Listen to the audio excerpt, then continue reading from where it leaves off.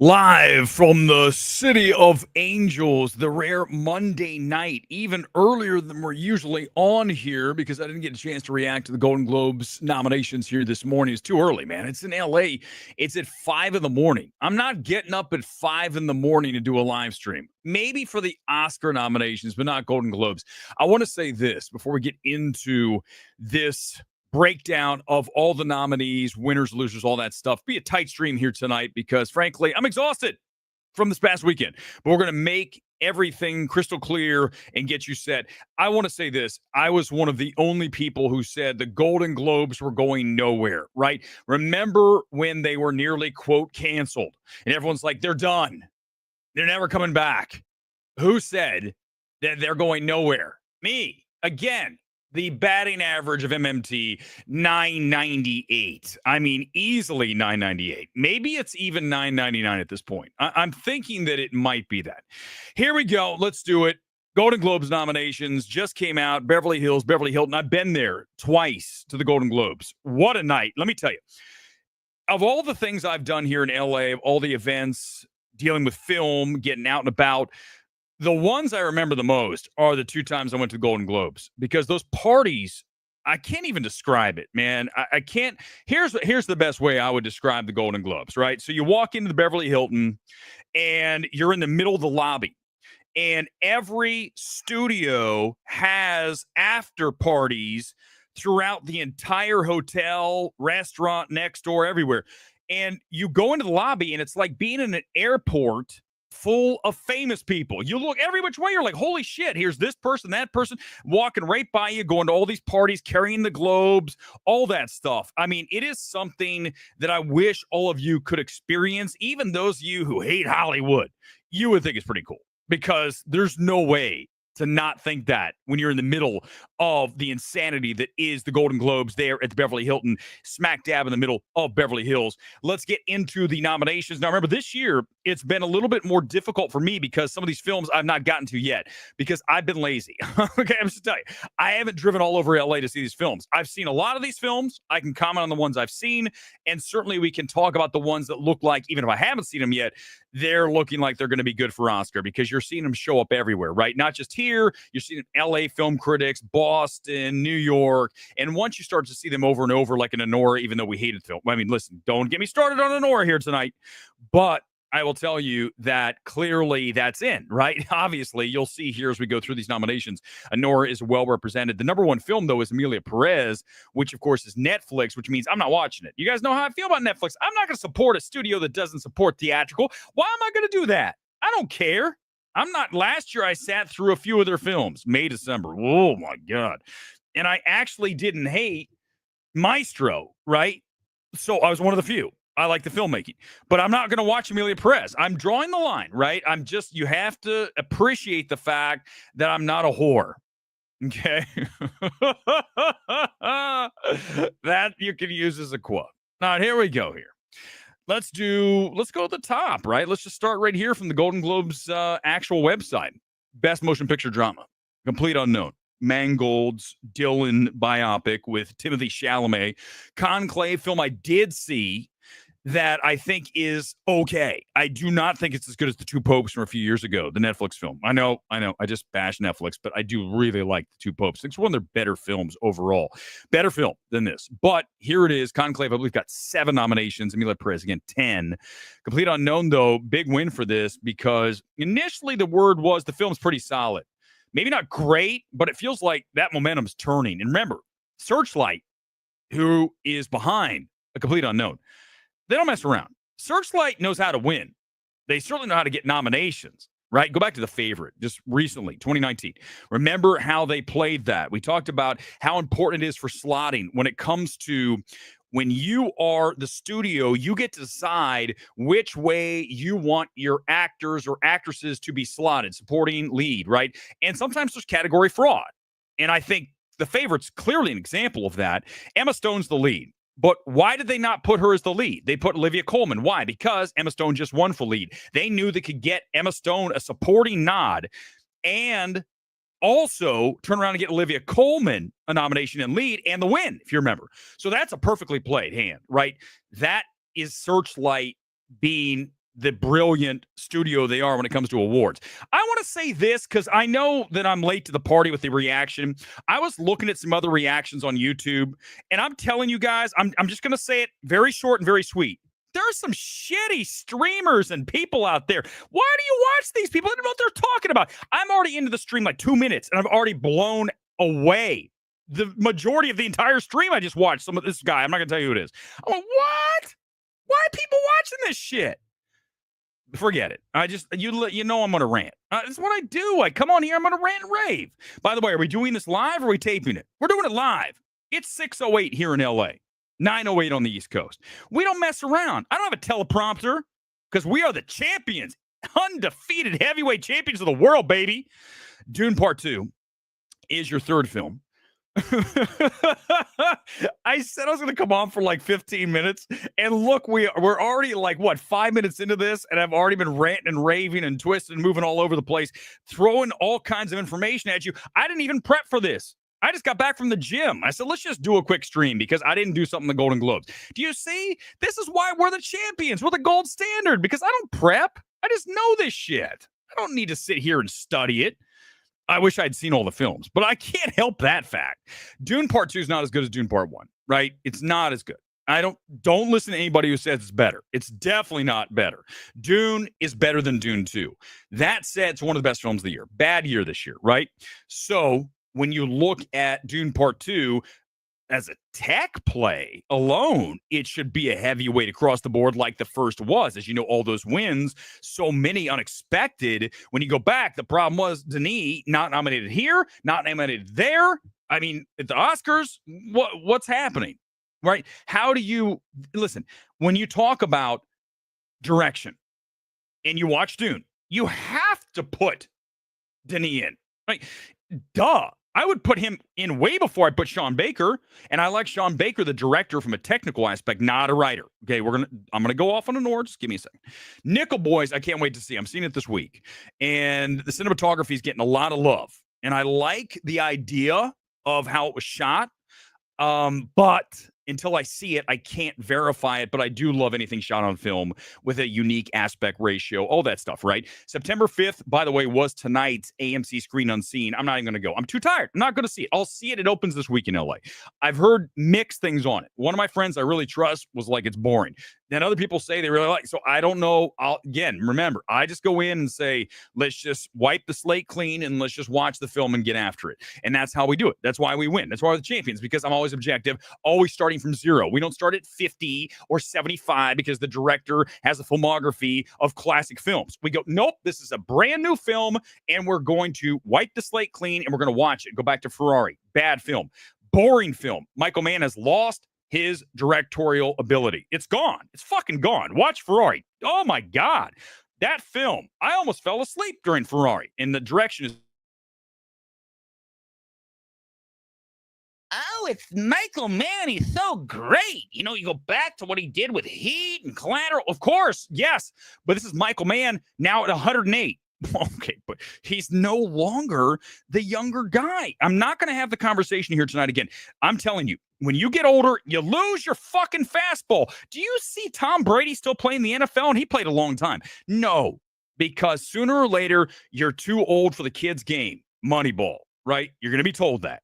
And these directors need to be told, Ridley Scott, you're done. Put out the pasture. You're done. Look at Gladiator 2.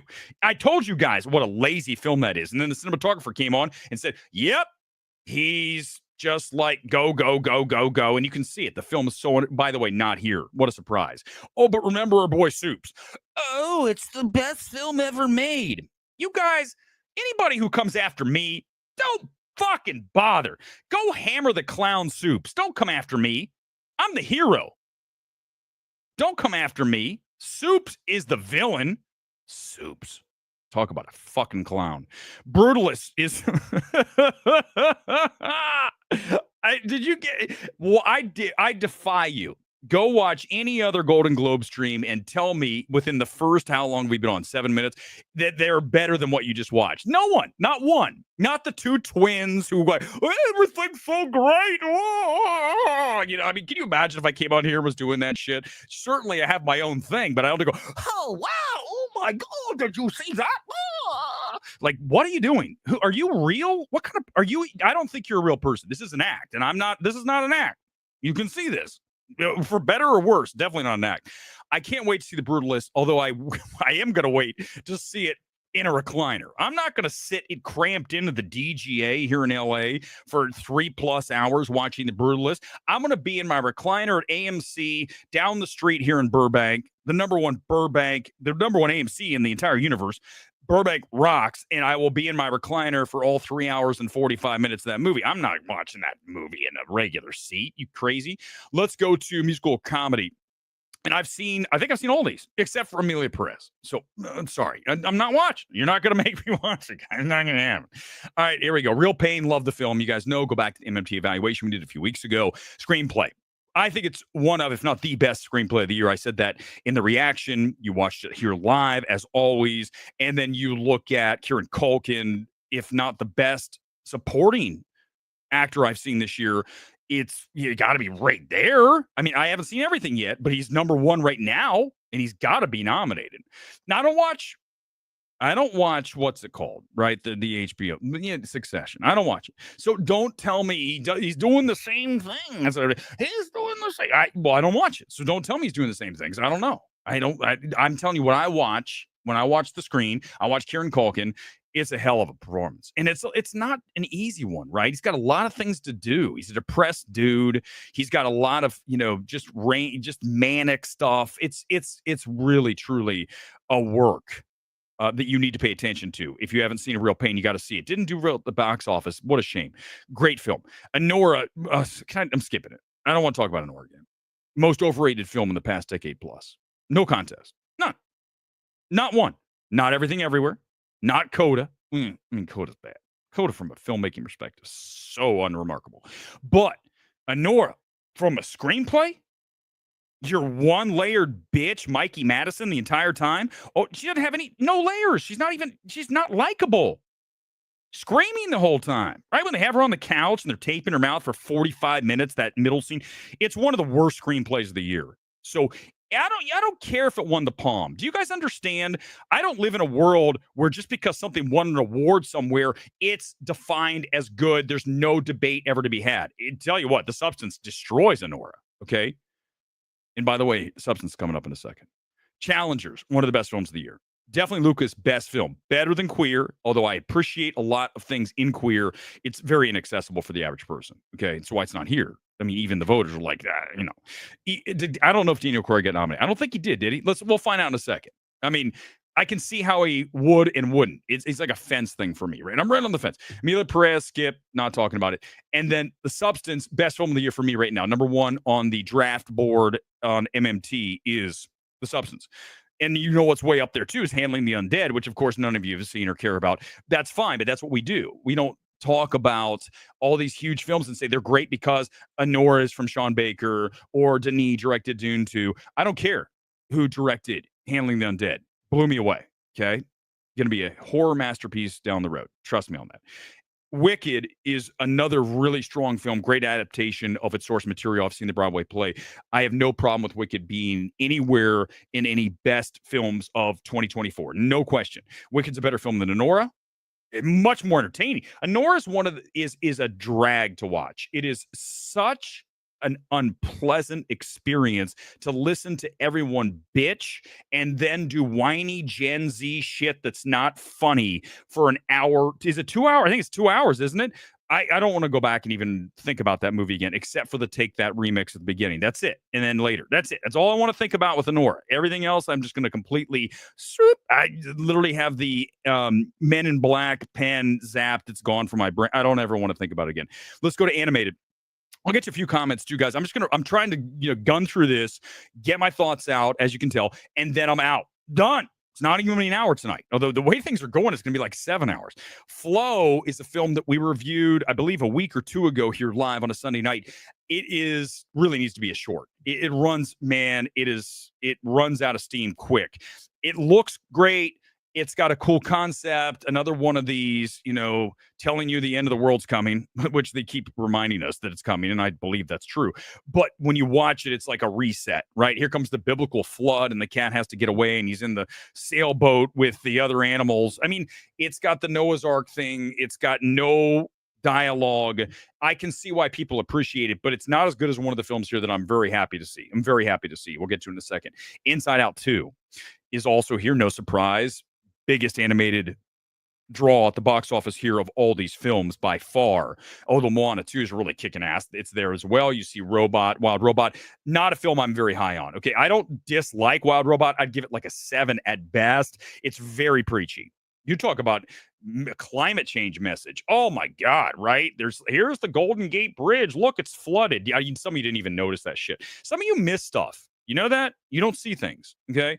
There's messaging in that film, a lot of it. And I'm not really big on that. I don't want to be propagandized. Just leave it. Just keep your fucking propaganda to yourself. Okay. And Wild Robot also is so derivative of so many other things, right? Obviously, Wall-E, and it's not nearly as good as Wall-E. If anyone ever tells you the Wild Robot's as good as Wall-E or any in this, just walk away. Just say we're done. That's the end of our friendship, because there's no way in hell. And I know people like the film, but don't do that. Don't do that. You're making a mistake. Wallace and Gromit didn't see it, but obviously you understand how that's there. Here's what I will say also. Every category we've had, we have 6 nominees. You know how much easier it is when you have 6 nominees? Do you guys have any idea? 6 nominees is a hell of a lot easier than 5. Okay. As you guys know, we did Sunset Circle for a number of years. Eventually I just said, this is a pain in the ass. I don't think I want to go through this anymore. You see, that's what I've realized in my life now, is if something becomes too much of a pain in the ass to do, and then the reward is not as great as the output that it takes to get the reward, I'm like, yeah, forget it. So here's the thing, though. When you're doing 5, it's a lot harder, because that 6th film, you can always find that it's always between that 5th and 6th. Trust me, in any nomination, there's always going to be a war between 5 and 6. But when you put 6 in, you don't have to have the war. The one I want to talk about is Memoir of a Snail. One of the best films of the year for me, and also the best animated film of the year. So good to see. A lot of people have missed on this film. First of all, Memoir of a Snail is definitely a better film than Flow.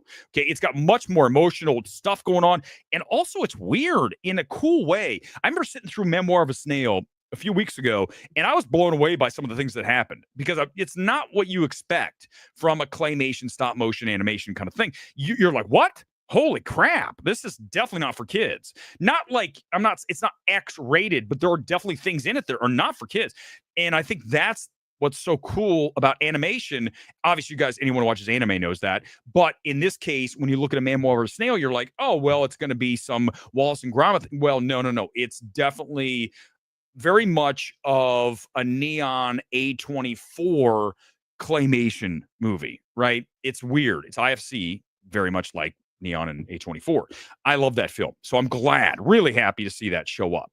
Best motion picture non-English language. I don't think I've seen any of these yet. I plan to. In fact, I have Vermiglio here on a screening link. I might even watch that tonight, because I've heard good things about it. It's one of the films you see. Seed of the Sacred Fig. That is Neon, and they got, no surprise, that film's getting a lot of love. I will see it at some point. It's 2 hours and 45 minutes. Sometimes, right, when I see the runtime of a film and I'm deciding if I want to sit down and watch a film, because remember, my whole thing is to go back to what I talked about last night when we did the stream. I am not about shoving a film on the intake if I don't have any interest in watching. I've got to be ready to watch the film. Too many people in the space just, roll through films, and they're not in the right mindset. You don't think that affects your evaluation? You don't think that affects your reaction? Of course it does. That's why I try to always come from a place of I am in the right spot for whatever this director wanted to deliver to the audience, okay? And I think I'm there almost every time. Sometimes you're not going to get there, okay? You have to do it. It's a premiere, whatever it may be. But I'll tell you, I've pushed things off now, like going to a movie that's a premiere, and I say, I'll just wait because I'm not ready. I'm not in the mood, right? You have to be in the right mood, right? You do. The Girl with the Needle, I know nothing about that film, okay?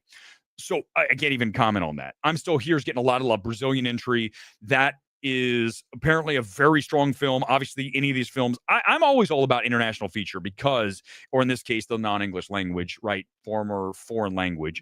When you look at these films, you find some things that are better than any number of films that are in the actual best picture race. You go back to 2022 and you look at A Decision to Leave. Decision to Leave was one of the best films of 2022, did not even get an Oscar nomination. Okay, I don't think you guys understand. Anyone who's seen Decision to Leave, from an editing standpoint, screenplay, cinematography, I would throw score in there, performances, every element of that film is elite, right? Decision to Leave, every element, and it didn't get a nomination. Just because a film gets nominations or one didn't get, or one wins the Palm, does not mean that it's great. You guys understand? The true greatness is measured in the film. I don't need other people to tell me, okay? I don't trust the majority of people in the space too, guys, and I certainly don't trust anyone in the Cannes jury after giving Honora the Palm. I don't trust Greta. I don't trust none of them. Now, I would never listen to another recommendation from them on anything if you pick Honora as your number one film of that festival. It's done. No, we're not having any more. I don't ever want to hear from you again. And I'm right about Honora. And I know there's people, listen, I know that there's a lot of you out there who are like, thank you for carrying the flag again, like you did last year for Poor Things. You're the only one. Because the rest of these people, the twins who are, they don't have the fucking balls to say this shit. Even if they believed it, they were, well, film Twitter might judge us harshly. I don't want film Twitter to be angry with me. I don't want all those dweebs to get angry with me. All those dweebs hiding behind an avatar and with their letterboxed accounts. Oh, no, that would be hell. Fantasy, definitely. Oh, no, I don't want to. Fraud. Fucking fraud. Fantasy. Amelia Perez again. Skip. All We Imagine Is Light. Hearing great things about that as well. I think that's playing at Burbank. I gotta, the thing is it's tough, right? There's so much content, even if you just stick with theatrical like I do.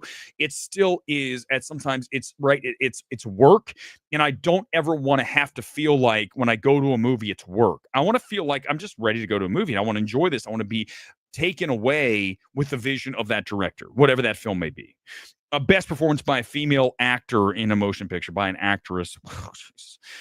Angelina Jolie, Maria, and I like Lorraine. So even though it's a Netflix film, it's the one I really want to watch. But again, I'm so anti-Netflix, as you guys know, the only person who will take that stand, because the rest of them, they're afraid they'll get cut off from their screeners and their invites to parties and all of those shindigs and hanging out with celebrities and taking selfies. Yeah, I did that. Of course I did. Do I do it anymore? No. Go look. When's the last time I did that? Todd Field. Why? Because I love Tar.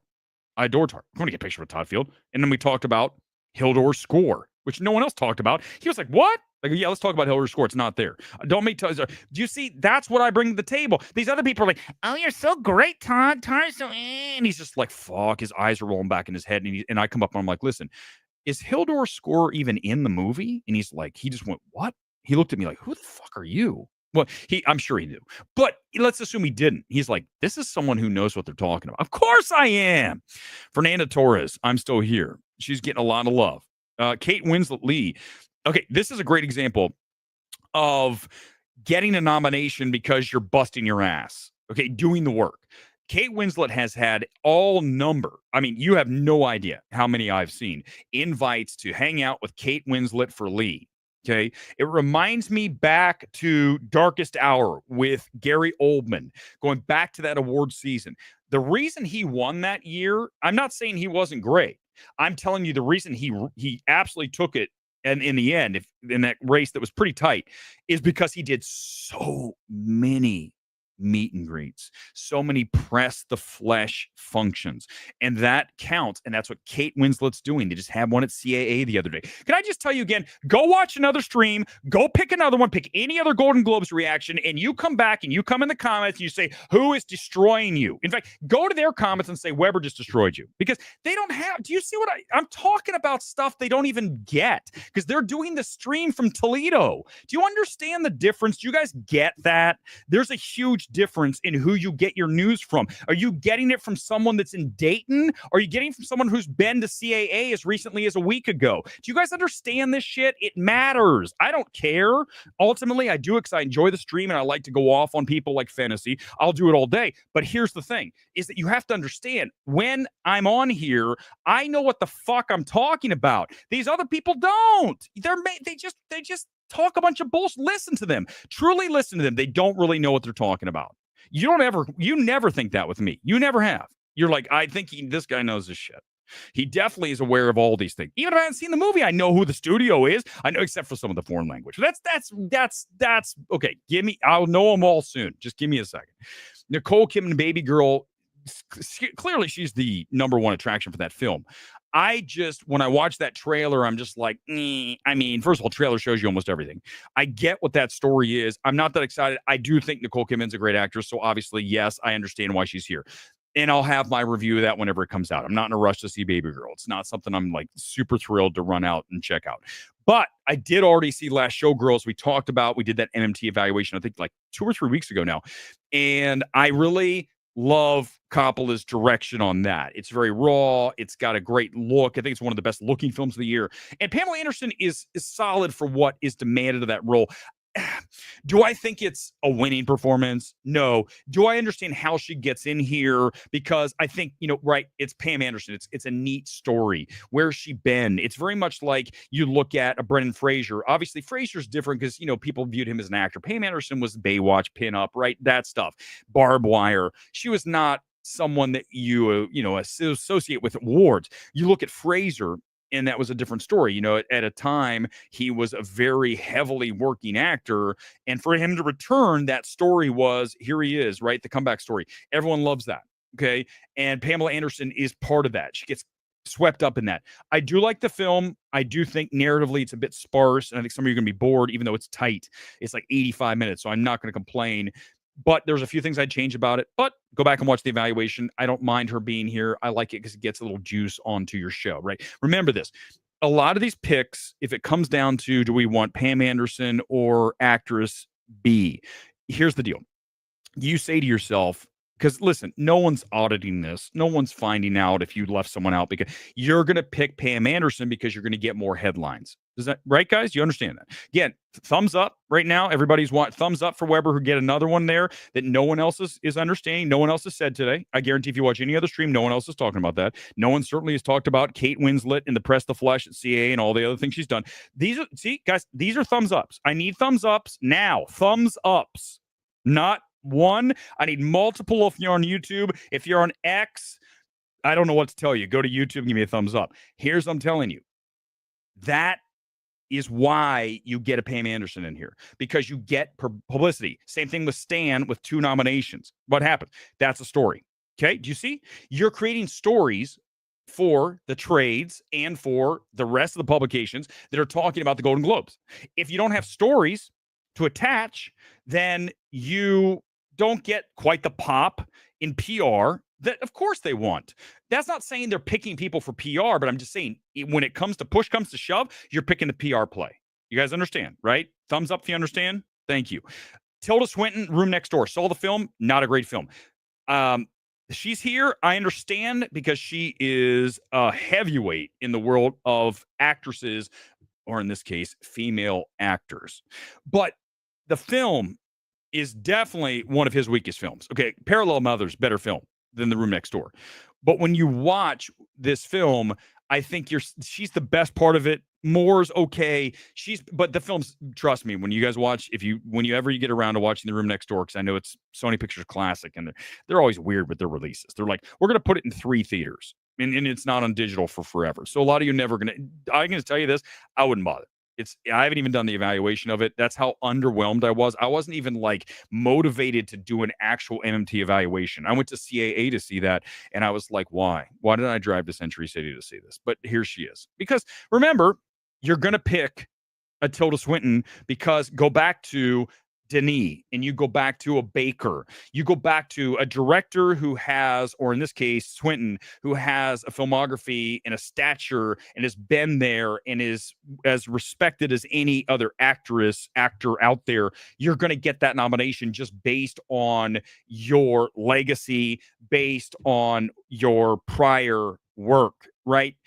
When push comes to shove, it's going to be harder for a newcomer to break in when you're going up against Kidman and Swinton, and you know what I'm saying?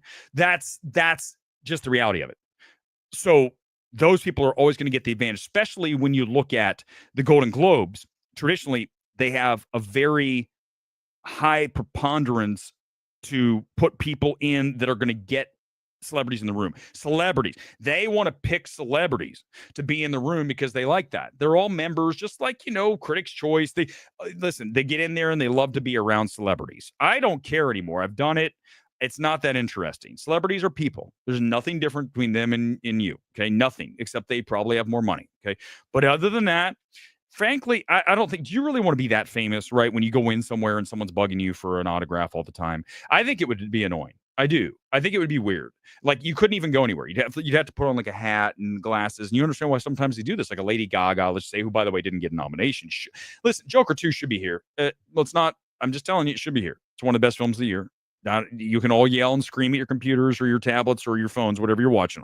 You can scream at me right now. It's fine. I don't care. Joker 2 is certainly better than Anora. Oh, fuck yeah. If from a cinematics standpoint, oh, yeah. Not even contest. No contest. Oh, Craig did get nominated. There it is. I'm telling you, I didn't really look that much this morning. I woke up, it was like 5 a.m. I'm like, damn, man, I'm just too early for this shit.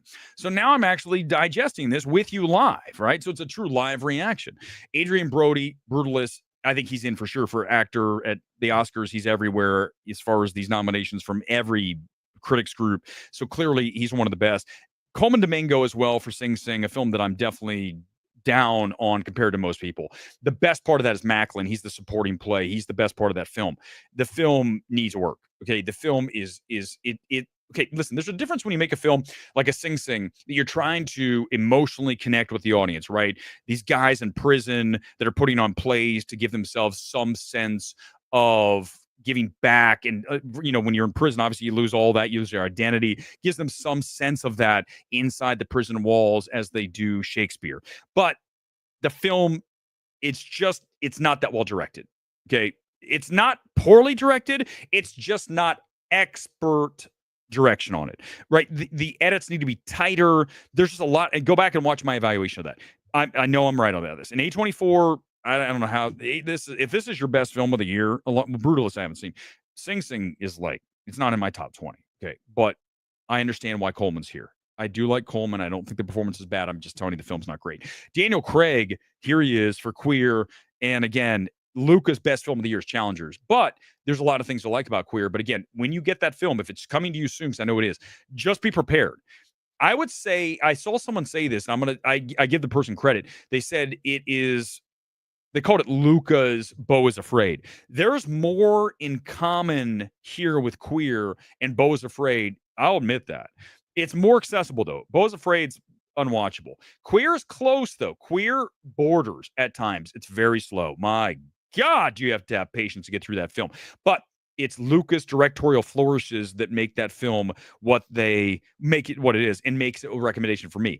So, you don't get that with Ari. Ari's competent director. He's not a Luca. Luca is, right?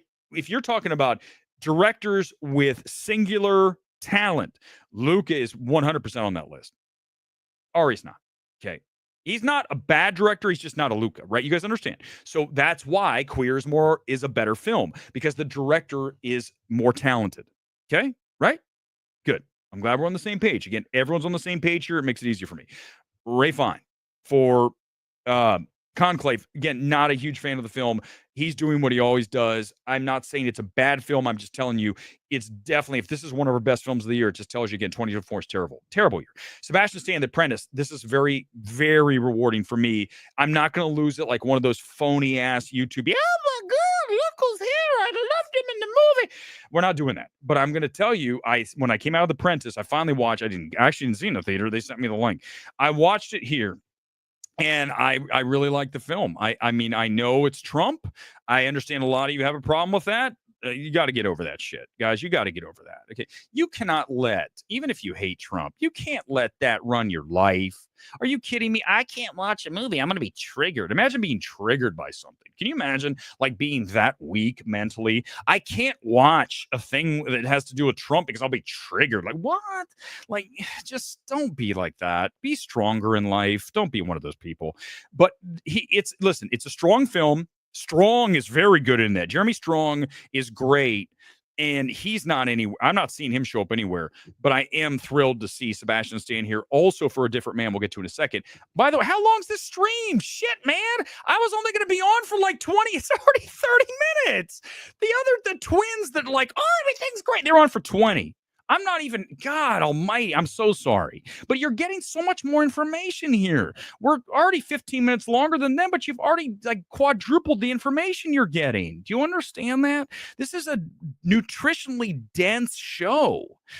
Well, I don't know if I go that far, but Chalamet's there for Complete Unknown. I'm not sold on Timothy Chalamet. You guys know that. And I know that my good friend Club Chalamet's not going to like to hear that. I just got news for you. I think he's just remember what I tell you. Timothy Chalamet is tight. Timothy Chalamet is like he's bound. When he is acting, he's not free. You'll watch Wonka. You look at Johnny Depp when he played the role, Wilder, obviously. They're loose. They're having fun. They're goofy. He's got a lid on it. And Timothy Chalamet, when I met him in person at Critics' Choice, he's unhinged. He's like, whoa, yeah, he's got so much energy. And I'm like, where's that on screen? I understand, like for Wonka, you want to see that. For here, I get no. But okay, you guys understand what I'm talking about. If I came on the stream and I had a lid on it, I wouldn't be saying half the thing I say. I certainly wouldn't be hammering other people because I'd be like, I don't know if that's safe. I don't have a lid on. There's no lid, right? We got a wide open sky. I'm not going to put a lid on anything here. And I think that's what he needs to do as an actor. So if he wants to hang out with us here at MMT, he can come on and we'll teach Timothy how to loosen up. Because I do believe he needs that. And I think you guys know, if you've watched Chalamet, you know that I don't have any teleprompter batteries, Phantoma. How dare you? Do you want me to bring a phone in here and show you what's on my desk? How many times I have to show you the bottle of Skull, my MMT mug with the Wolverine figure, the Power Wars, the Secret Wars one, and I've got Marcel the I do not have a fucking teleprompter. I know you know that. Complete Unknown's going to be shown on the 18th. Coming up. Are you going to see it Wednesday? Johnny, I'm jealous. I do want to see the film. Let's go and let's do some more. I'm going to try to go faster because this is I'm going to be on for an hour. I didn't want to. I just wanted to do it really fast. So Chalamet, loosen up. Best performance by a female actress in a motion picture, musical, or comedy. What's interesting here is, remember, Golden Globes have musical and comedy, and a lot of times, like Substance is not a comedy, right? It's a horror film, but there's elements of, even if there's one joke, then that's what Golden Globes will seize on. Oh, it's a comedy. Wait, it's a horror film. You see, right? So that's their category. They can throw pretty much any. They should just call it films other than drama. It should have best performance by a female actor / actress in a film that's not a drama. That's what I would rename the category. Amy Adams, Night Bitch. We just had the evaluation last night. Go watch last night's stream. I like her performance. Do not love Night Bitch, and that's why you don't see the film anywhere, right? So at least other people agree with me. It's nice to at least sometimes have people agree with me being correct, which is always the case, but most people are like, they miss so much. Remember, the batting average for the average person in the space is 250. My batting average is 998, maybe 999 now. I think it's up there. So you see the difference, right? So I'm getting a hit, basically every time at bat. These people they're striking out 3 times. You can't trust someone who strikes out 3 times when they come up to the plate out of 4. You see, you can trust somebody who is making solid contact with the ball and driving it into right field or left field, or frankly over the wall often, every time, right? You understand that. And I'm glad that you guys understand that. I don't have to explain it anymore. Cynthia Erivo, Wicked. She is number 2 here on our list, as this is obviously alphabetical. She is very good in the film. She does not, I don't think she can win. There's no way.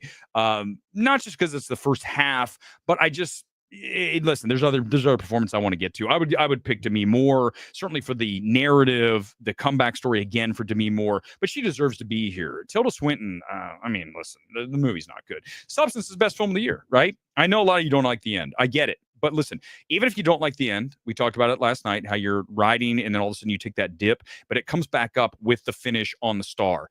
If you've seen Substance, you know what I'm talking about. That finish is brilliant. Okay. And once you see that, you you clutch your chest and you go, oh, cinema. Right. And that's, if you don't, then I can't help you. Again, remember, I can't teach you these things. I can try, but you have to have an innate ability to start with. If you don't, I can't help you, right? It's like, listen, we can take. I've talked about it before. I can't play in the NFL. Okay, I can't. I can't play in the NBA. I can barely play beach volleyball. But the point is I know my limitations. And in some of these cases, you're looking at some critics in the space that don't know their limitations, which are extremely limited, and they don't have really a lot to offer. Carla Sofia Gascon for Amelia Perez, not interested, don't care. I'm sure fine. And Mikey Madison, Honora, forget it. Moving on. Zendaya, Challengers for sure. Challengers rocks. One of the best directorial efforts of the year, and certainly best score. And you're going to see score show up here in a second. Let's go faster. Best performance by a male actor in a motion picture, musical, or comedy. Gabriel LaBelle, Saturday Night, very entertaining film. One of the best films of the year, Saturday Night. It didn't show up here because they only have 6. I don't think it's going to make it Oscars either. But, if you're asking me the top 10 films, I think I'd put it in there probably at 10 at this point. I haven't really finished up my list. I got more films to come to, but Saturday Night was fun. I enjoyed it. I know a lot of you have issues with it. I certainly have the issue at the back end of it. But overall, better than a lot of films I saw this year because this year sucks. Glenn Powell, Hitman. I like Glenn Powell. He's got so much charisma. And I didn't see Hitman because it's on Netflix. So we'll pass, but I do definitely support Glenn Powell. I have. Remember, who was on board the Powell train way back in 2014 with the Linklater baseball film? Everybody wants some. Who was on board? I was on board the Glenn Powell train back in 2014, over a decade ago. So don't, all these other YouTubers you guys watch with a lot more views, you all listen. They didn't talk about that. Go watch one of their streams and tell me if they talked about it. If they did, they stole it from me because I've talked about it before. Everybody wants some is when Glenn Powell announced, I'm the fucking man. Okay. That film's fun. And no box office for that. I think it was Paramount. Was it Paramount Vantage, if they were still around at that point? Hugh Grant, there you go with the musical or comedy. He's great in Heretic. The movie is not fantastic. Okay, let's make sure we know. Go back and watch the MMT evaluation of Heretic. Boy, man, that's got a lot of problems, that film. And it's very derivative of Barbarian, and Barbarian's derivative of Don't Breathe. So wait, what? What are we doing here, right? Remember, most writers in this town just copy ideas. They just say, "Oh, this is good. Let's just rearrange some shit," right? And if you really look at films, it's a lot of films. It's just about rearranging shit. It's not really that original, right? I mean, I know what's interesting about The Substance is apparently there's another film from years ago that's almost identical to Substance. That's definitely problematic. No question. But I don't even want to know, right? You know what I mean? I'm not going to listen. It's a movie, so it's not my movie. I'm just telling you because I love Substance so much. I'm going to pretend it's not there. I'm like the woman who has a husband who's cheating and knows he's cheating, but just is going to keep pretending that he's not. That's me with The Substance and it possibly being plagiarized. I'm like, I'm just going to pretend I don't see it. I love The Substance, but nope, I'm not looking over there. That's why I'm going to always defer to that when I talk about The Substance. Jesse Eisenberg, Real Pain. I love it. That's a great pick. One of my favorite films of the year. Jesse Plemons, round of applause. Kinds of Kindness, showing up finally. One of the better films of the year. Certainly better than Poor Things. Kinds of Kindness, greater than Poor Things. If you don't have that right, again, and Family Feud, put the X up. You're wrong. You're not even close. You have to understand Kinds of Kindness, even though it has its faults, got the 3 stories. Thank God. Anything you've got, right, where you don't have different narratives within one story, go back to French Dispatch. I love any film because that way, even if you don't like one, you can get to the next and probably like that. Maybe even if it's one of the 3, it's better than hating an entire movie, right? I wish Honora had multiple chapters in different films. Then I might like it. I just hate the one that it tells. Sebastian Stan, Different Man. Why is he there? I don't think he really deserves to be here for Different Man. Let me tell you why. Because I think Different Man's, I love the idea. I love the idea of someone who was deformed and now all of a sudden looks like Sebastian Stan, right? That's the conceit. Here's the thing, though. The film gets weird, right? Too weird. It turns into a Kaufman film, and that's not good, right? Like, I'm thinking of ending things, but did you guys suffer through that? Holy shit, was that terrible. Okay. When you start doing that, you lose really the focus of what that film should be. So when I look at him being here, I also will say this. I don't think there's a moment in A Different Man where Sebastian Stan is going to deliver that moment where you go, that's a best actor, right? Because whenever you watch a film, I don't care if it's supporting lead, whatever it is for performance. You have to have the moment where you go, this is it. Amy Adams has it in Night Bitch within the first 5 minutes of the film. Okay. When you see it, if you want to watch, just watch the first 10 minutes of Night Bitch. You'll see what I'm talking about. It's a monologue with her in the grocery where she goes off about being a mom and how unglamorous. It's wonderful. And she's so good delivering. It's perfect. Okay. It's one of the best moments from an actor this entire year. Night Bitch is borderline unwatchable after that. I mean, it's a lot of people just not going to enjoy that film, but that's your moment. Sebastian Stan does not have the moment in the film. So that's an instant DQ for me if I'm slotting these. But I do, again, Jesse Plemons is a great pick. I didn't know he made it until this moment. Because remember, go back. I like Kinds of Kindness quite a bit. You guys go back and look at that. Let's go. A few more. I said 20 minutes. We're now at 40. How is this? How is this even possible? My teleprompter's going to run out, you guys. All right, let's go to supporting actress. I'm not going to say female actor. Ariana Grande. Can I just quickly say this about Ariana Grande? I don't think she's terrible in Wicked, but I do think she has severe limitations. It's very obvious. She's no Chenoweth, whatever I say. Kristen. Okay, she's playing that. She's not being her own version, okay? And I think that is readily apparent. Now, do I have a problem with her being here? No. But I think I would leave her out for sure. If I had 5, no question she would not be here. With 6, again, some of these I haven't seen, so I can't comment. 2 Amelia Perez, Gomez, and Saldana, I can't even comment because I'm not going to watch it. Margaret Qualley, for The Substance, yes, because that's a big, meaty, supporting role, right? When you talk about screen time, she's got a lot of screen time for a supporting role. Sometimes you get these blink and miss it. Go back to McConaughey, Wolf of Wall Street. He's so great, but it's one scene, it's quick. So, you can still do a lot with that. But, for me in a supporting play, if it's between somebody who has one awesome scene and someone who does a really great job over the entire film, I'm going to pick that, right? Just for the sheer volume of their screen time is going to give me the up on someone else. I'm going to take that as the advantage. Rossellini for Conclave, I'm sorry, that's nothing that I can even recall being impressed by. I think, again, you're looking at somebody, again, a name who has the legacy and you want to nominate her. But, I mean, there's got to be better options. I've got to think about that because on a supporting actor play, I would put Hemsworth for Furiosa. Furiosa is one of the best films of the year. Not a question about it. Joker 2 and Furiosa are better than a lot of these films. Furiosa is better than Joker 2, but they're close, okay?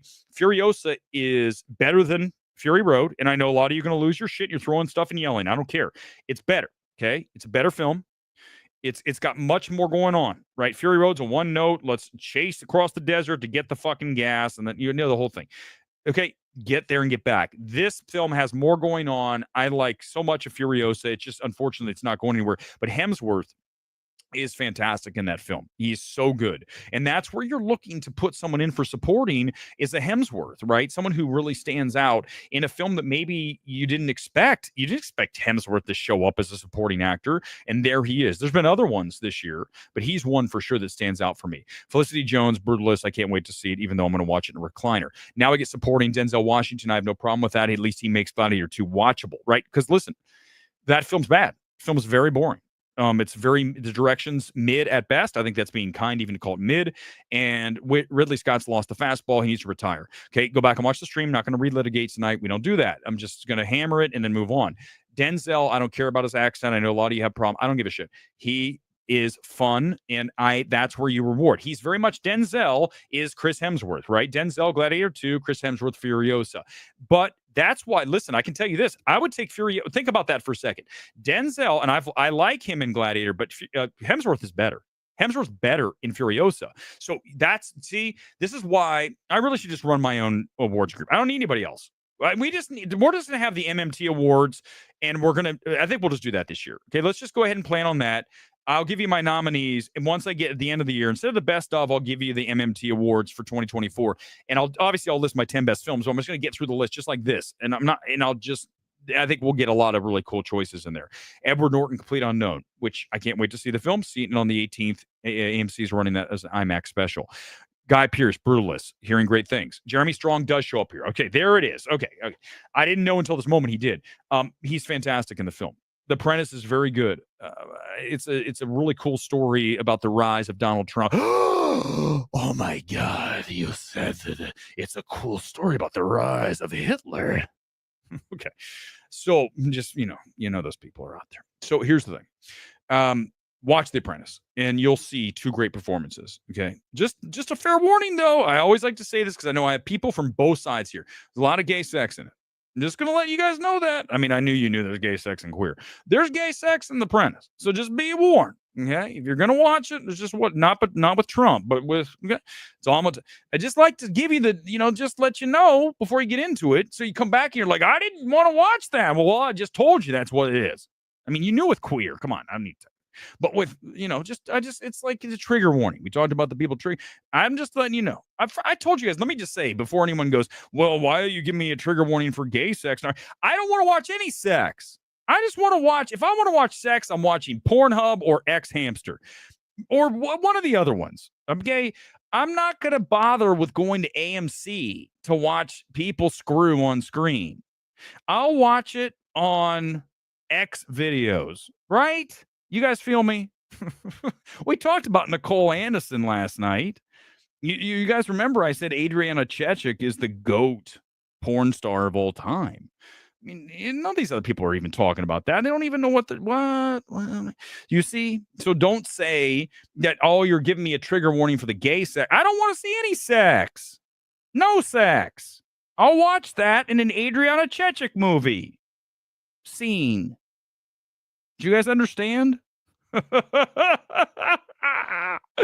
Kieran Culkin, Real Pain, one of the best performances of the year.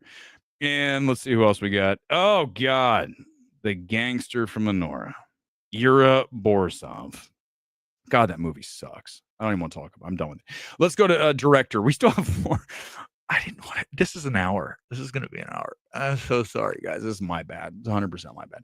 Brady Corbett for The Brutalists. I'm sure he's going to get nominated. Everyone seems to love the film. I like Vox Lux. I understand that he has talent. I don't think Vox Lux is perfect, but that opening scene, right, in the school, oh, shit, man.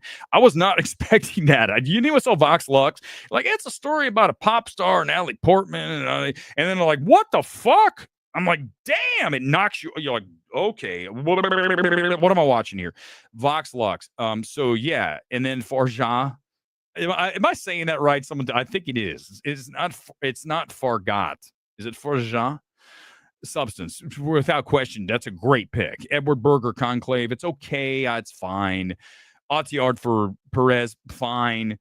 You've got All Imagine is Light. So listen, anytime you've got a director coming in here for a foreign film, that means the film is really strong, right? They really love the film. If you've got a director from your international feature, foreign language, whatever that you want to call that category, and you put them into best director, go back to Parasite, obviously, with Bong. You've seen it happen. Berger, you go back to the war film, whatever. By the way, I didn't even finish that. I'm going to be honest with you, because it's Netflix. I started watching, I don't want to watch any more Netflix movies. But, that happens, and that means they really like the film. And then Baker, let's move on. Technically, yes, but that's it. Screenplay, Brutalist, Substance, Perez, Payne, Conclave, Honora. Oh, if Honora wins, because remember, this is only one screenplay. This isn't adapted and original. One category. So you cram adapted and original into one category, which means other films are going to get left out. Honora's in here. God almighty. Guys, you guys are so, man, I'm just telling you, if I'm in a voting room and people are talking about Honora as the best screenplay of the year, I'm up and leaving. I'm like, you can take my car. I mean, literally, if even the HFPA, which would be really amazing, just because I'd love to go to the party. I don't go to many parties, but I just told you, Golden Globes party rocks. Off the top of the screen, no one else talked about that because they haven't been there. I live in Toledo. I don't live in Toledo. I can drive to the Beverly Hilton, with traffic, about 40 minutes. Maybe longer with traffic. But either way, it's manageable. If you're in Toledo, it's like multiple days to drive. And they're not going to let you in because you're a Toledo person. They don't know who you are. They all know who I am. They show me that's Weber. Just let him in. Someone out there screaming right now. Oh, well, no, you don't think that's true. It's 100% true. Maybe not the Golden Globes, but all the publicists know who I am. That's for sure. They're like, oh, God, Weber's here. He's going to trash our film. That's why I don't get invited to a lot of these things. They don't know what I'm going to say. But then what's funny is, I get messages from reps. I get messages on DMs. They're like, wow, I'm so glad you like this film. I'm like, why don't you tell me you're glad that I hated it? Why are you guys all, why can't you have to take the good with the bad? If I'm going to praise your film, right? Like Kinds of Kindness, I praised heavily. You got to understand, I just hammered poor things. You're not going to win it all. I'm not going to give you everything. Okay. Unless you give me everything every time and it's great, then of course I'm going to give it to you. But if you're not going to give it to me, I'm just going to give it to you. That's how most people operate in the space. Well, the director has done so many great films before, so therefore the film's got to be good. Well, that's exactly what makes you a fraud. That's not how you ever evaluate a film. And you never step into a film with a score already started, like a running tab. What? Oh, it's at 50 because it's at 0. We're at 0 and we're going up to 100. How high are we going to go? Right? It's like whacking that thing at the state fair. Bang, and it hits the bell. Some of the films barely get off the stand, right? It's like bang, and the thing goes like this, right? I'm looking for it to go bang and drill the bell, right? That's what we're looking for. That's it. We ring the fair bell, and then we're talking about a 100, which we don't think we've ever had here. Best score, Emilia Perez, Brutalist, Dune, which, by the way, Dune is not eligible for the Oscars. So remember that. Wild Robot. I think that's going to get in, by the way. I think it's okay. I mean, a lot of people are raving about Chris Bauer's score. I think it's fine. I was not blown away. It's not a Reznor Ross score. It's not a Soul score, right? No. Please don't be mistaken. Do not be mistaken. Speaking of Reznor Ross, there, finally, challengers. Love it. One of we talk about directorial choices, then Conclave, whatever. Challengers, listen, Reznor Ross, Ludwig Göransson, Michael Levi, you look at Johnny Greenwood, you're looking at very singular talents within the composing space. And when you listen to a Reznor Ross score, they are going to give you quality, elite level production and compositions across the board every single time. I don't care what the film is. And this is a great example of a score that is wild, right? You're watching it and you're like, what's going on? Am I in a disco? But that's what makes it cool. The weird choice. It works. Somehow it works. You're talking about a tennis film, right? So all of a sudden, he's got the drum and bass, the fucking club stuff. And you're like, damn, I watched that in Dolby when I go, holy shit. My buddy Paul was there too. And it's funny. We come out, I'll look at Paul because I trust Paul. Paul's a good friend of mine and he's very smart. And I saw him and I said, I looked at him, we looked at each other, and I go, fuck yeah. Yeah, because he knew if I said it was bad, he's like, I'm going to punch you in the face. I go, because listen, the two of us rarely disagree. We bonded over one film. You know what it was? Paul, if you're watching, I think you already know. I don't need to tell you. We bonded over the atrocity that is 3 Billboards. We are the only people. I said back then, let me tell you, listen, I'm going to tell you quickly my story, and then I'm going to get ready to get out of here because it's already way too long, this stream. Best song, who cares? And then cinematic box office achievement, Romulus, Beetlejuice, Deadpool, Wolverine, Gladiator 2, Inside Out 2, Wild Robot, Twisters, and Wicked. Let's just get as many big films in as possible. God, I can't believe Gladiator 2 is here. It's like not even that big a box office. Deadpool, Wolverine's.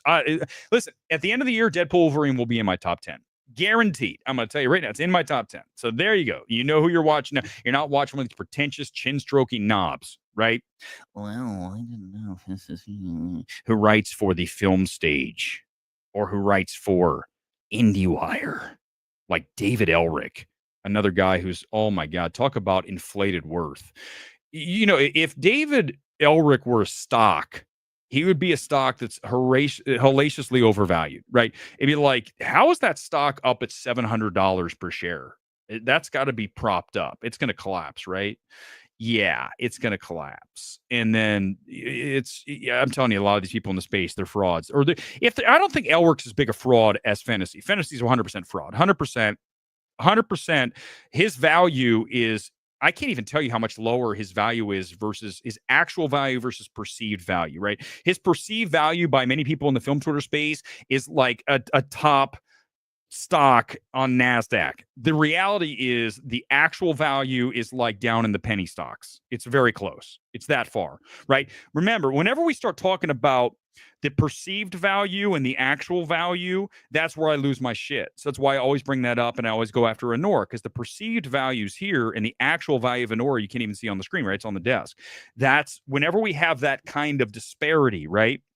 We have the chasm between the two, then I'm going to lose my shit. You guys understand that, right? You understand?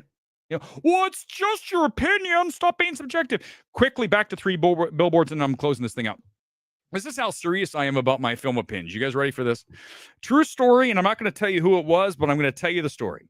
So I was at Critics' Choice the year of Three Billboards, and after the show, we were sitting down at an after hours, and I was sitting at a table with a famous actor and his girlfriend and another girl.